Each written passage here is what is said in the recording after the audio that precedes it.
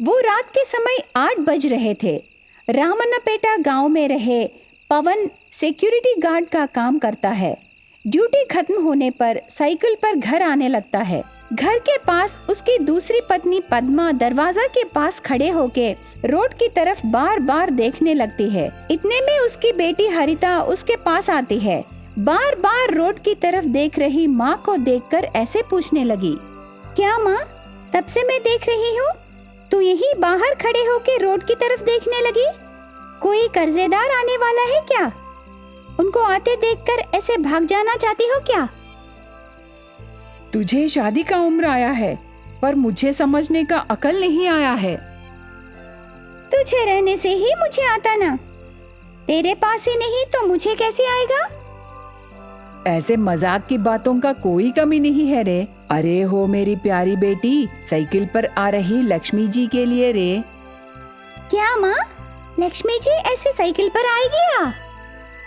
वो ही है रे, पापा की तनख्वाह के लिए मैं बार बार रोड की तरफ देख रही हूँ। पापा लाके तुझे ही देंगे ना माँ, इसके लिए ऐसे देखना क्यों? नहीं नहीं, मैं ये बाप बेटी पर भरोसा नहीं कर सकती, मैं संभाल के रहूंगी। ऐसे उसकी बेटी हरिता से कहते समय उनके पास पद्मा की सौतेली बेटी चंद्रिका आती है। मौसी, ऐसे बुलाते ही चंद्रिका के गाल पर एक झापड़ देती है उसकी सौतेली माँ। उससे चंद्रिका का गाल लाल हो जाता है। तब पद्मा गुस्से से चंद्रिका को देख के, कितनी बार बोली रे मैं तुझे कि तेरे पापा के सामने ही मुझे मौसी कह के बुलाना करके, वो जाने के बाद मैं तुम्हारी मालकिन हूँ। वो बात सुन के चंद्रिका चुपके से आंसू बहाने लगी। मालकिन, मैं रड्डम्मा के घर जाके आती हूँ।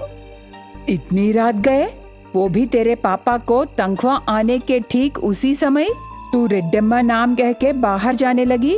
क्या बात है रे? पापा और बेटी मिलके हम माँ बेटी को क्या करना चाहते हो रे? मुझे अभी बताना, क्या करना चाहते हो? ऐसे कह के पद्मा और एक बार चंद्रिका के गाल पर झापड़ मारती है। उससे चंद्रिका का गाल लाल हो जाता है। चंद्रिका रोते हुए, अयो मालकिन, आज पापा का तनख्वाह है करके मुझे पता नहीं। रेड्डम्मा जी के घर में कल बहुत बड़ा फंक्शन है, व्यंजन बनाने के लिए मदद करने बुलाया है। हमें भी थोड़े व्यंजन देते बोले, इसलिए मैं जा रही हूँ। रेड्डम्मा घर आके मुझे बुलाने के टाइम में बहन भी घर में थी, चाहिए तो बहन को ही पूछो। वो बात सुन के हरिता गुस्से से मारने के लिए हाथ उठाती है। मेरी माँ तेरी मालकिन है ना, तो मैं तेरी बहन कैसे बनूंगी रे? मुझे छोटी मालकिन कह के बुलाना, नहीं तो। ऐसे चंद्रिका को धमकी देते समय साइकिल चला के घर आता है पवन। दरवाजे पर रही पद्मा साइकिल को देखकर उसके पास जाती है। साइकिल उतर के पवन टिफिन बॉक्स पद्मा को देते समय, वो मुझे क्यों? आपकी प्यारी बेटी चंद्रिका है ना, उसे दीजिए, मुझे सिर्फ तनख्वाह के पैसे चाहिए। तब पवन कुछ नहीं बोलता और तनख्वाह के पैसे पद्मा को देके घर के अंदर जाता है। लाल रंग में रही चंद्रिका का चेहरा देखकर आंसू बहाता है। तू कैसी औरत है रे? एक बेटी को पैदा की पर तुझे माँ का दिल नहीं आया।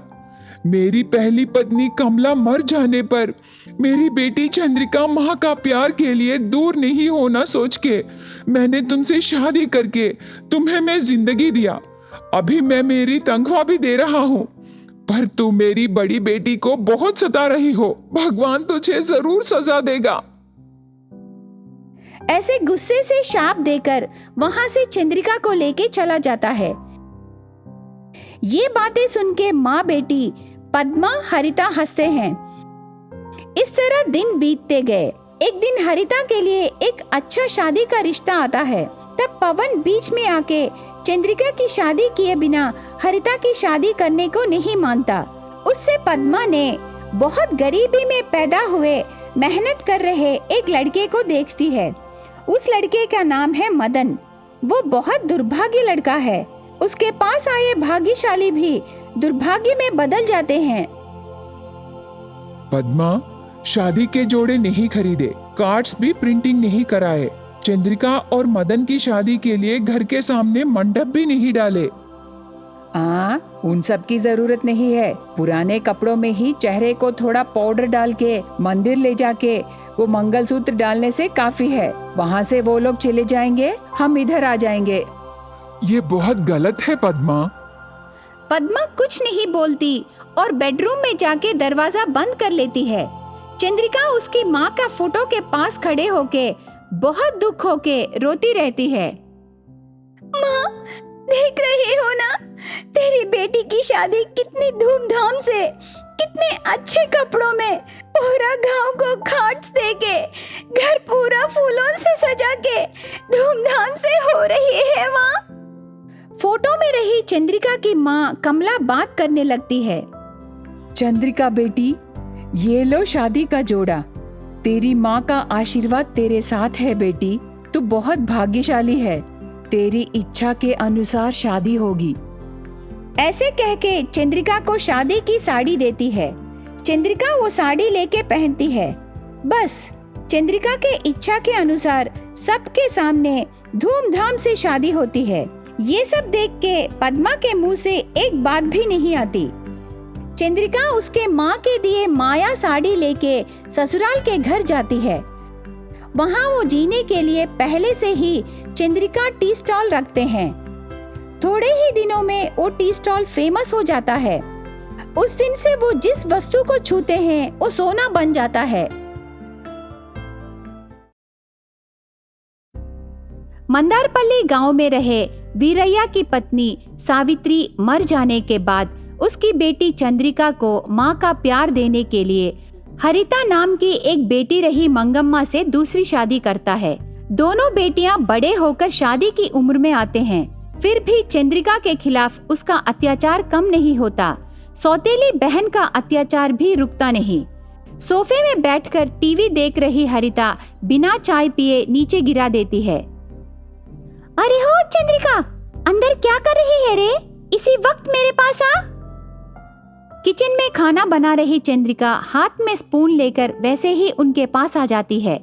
हरिता हॉल में नीचे गिरे चाय को दिखाती है। ये सब क्या है रे? तेरी माँ तो मर गई। मेरी माँ तुझे माँ का प्यार नहीं दे रही है। तेरी नजर में मेरी माँ रहे या ना रहने पर भी एक ही है। मेरी माँ नीचे फिसल कर गिरने के लिए तूने ये चाय डाला ना? बहन, मैं ऐसे क्यों करूंगी बोल? मैं अभी तुम्हें चाय देते समय भी यहाँ चाय का दाग नहीं था। मेरा यकीन करो बहन, मैं माँ को कुछ नहीं करना चाहती। माँ की कीमत बिना माँ के मैं जानती हूँ। तेरी बकबक मुझे मत सुना, जल्दी जाकर यहाँ साफ कर। ऐसे हरिता कहते ही चंद्रिका जाके एक गीला कपड़ा लाकर साफ करने लगती है। खाने के लिए टिफिन क्या बना रही हो? मैंने अभी शुरू नहीं किया बहन। तुम जो खाना चाहती हो वो बनाऊंगी। उपमा करूं? धत, मुझे नहीं चाहिए ये उपमा डुपमा। इडली खाएगी क्या? इडली उपमा करना नए वैरायटी में बहुत अच्छा रहेगा। उसे कैसे बनाना है तुझे पता चलने के लिए हीरोइन मीना से पूछ। ऐसे हरिता कहते ही चंद्रिका कुछ ना कह के वहां से चली जाती है। इस तरह दिन बीतते गए। वीरैया उसके मनपसंद रिश्ते को देखकर मनोहर नाम का एक मैकेनिक से चंद्रिका की शादी करता है। चंद्रिका ससुराल जाते समय पिता को पकड़कर जोर से रोने लगती है। रोना मत बेटी, सास ससुर में ही माता पिता को देखना, पति से ही सभी संबंध जोड़ना। सास ससुर कैसे कहते हैं वैसे ही चलना बेटी। पति थक के घर आने पर हंसते हुए उसका स्वागत करना। अभी आई है पापा। ससुराल भेजे बेटी के साथ पिता आने का संप्रदाय नहीं है बेटी। इस तरह के संप्रदाय आने पर मैं जरूर आऊंगा। ऐसे पिता कहकर रोते हुए बेटी को मनाता है। उसके बाद चंद्रिका सौतेली माँ और बहन के पास जाकर प्रणाम करती है। मौसी और बहन, पापा का ख्याल रखिए। ऐसे कह के मनोहर के साथ मिलकर कार में ससुराल के घर आती है। ससुराल में घर का काम पूरा अच्छी तरह निभा के समय पर सास ससुर को टी टिफिन खाना रखकर अच्छी तरह से देखभाल करती रहती है। पति मनोहर को दोपहर के लिए लंच बॉक्स देती है। बेटी की तरह देखने वाली बहू मिलने पर सास ससुर बहुत खुश होते हैं। माता पिता जैसे देखभाल कर रहे सास ससुर मिलने पर चंद्रिका भी बहुत खुश होती है। घर में सास और बहू मिलजुल के खुशी से रहने पर उस घर का बेटा और उस घर का पति दोनों भी बहुत खुशी से रहते हैं। तब किसी भी तरह के झगड़े नहीं होते, अलग परिवार बसाने का विचार भी नहीं आता, सर दर्द भी नहीं रहेगा। अभी मनोहर की स्थिति ऐसी ही है, उसे सर दर्द कैसा रहता है पता भी नहीं। चंद्रिका माँ बनने वाली थी। 3 महीने और 5 महीने होने के बाद गोद भराई का फंक्शन करके उसका डिलीवरी मायके में ही करना है सोच के चंद्रिका को उनके घर ले जाते हैं। चंद्रिका गर्भवती रहने पर उसको बहुत थकान महसूस होती रहती है। उससे थोड़ी देर बेड पर सो जाती है। यह देख के सौतेली माँ मंगम्मा को बहुत गुस्सा आता है। वो बहुत जोर से बेड के पास जाकर चंद्रिका के बाल पकड़कर बेड से ऊपर उठाती है। क्या रे, महारानी की तरह बेड पर सोई है? घर का काम और खाना बनाने का काम कौन करेगा? इससे पहले इस घर में तेरा स्थान कैसा था, अभी भी वैसा ही है। ऐसे कह के जोर से धकेलती है। उससे चंद्रिका गिरते समय अपने आप को बैलेंस करती है। तब रोती हुई, मौसी, मैं अभी गर्भवती हूँ, मैं माँ बनने वाली हूँ, सभी काम मैं नहीं कर सकती मौसी। देखो रे, तू गर्भवती रहने पर भी माँ बनने पर भी तू काम करने से ही खाना मिलेगा। काम नहीं करेगी तो एक दाना भी खाने को नहीं मिलेगा। बिना रहम के बात कर रही मौसी से कुछ न कहती और चुपचाप किचन में जाकर सिंक में रही बर्तनों को पूरा धोती है। बाहर कुएं के पास रहे कपड़ों को पूरा धोती है। इतने में बाहर से घर आई हरिता थक के सोफे में सो जाती है। कपड़े धोकर अंदर आ रही चंद्रिका को बुलाकर अपने पैर दबाती है हरिता। चंद्रिका आंखों में आंसू बहाते हुए बहन के पैर दबाती है। क्यों रो रही हो रे? मेरी बेटी के पैर दबाना तेरा भाग्य है। वो पैर ही तुझे और तेरे पेट में रहे बच्चे को खाना खिला रहा है, पानी पिला रहा है। तुझे खुशी से उसके पैर दबाना है रे।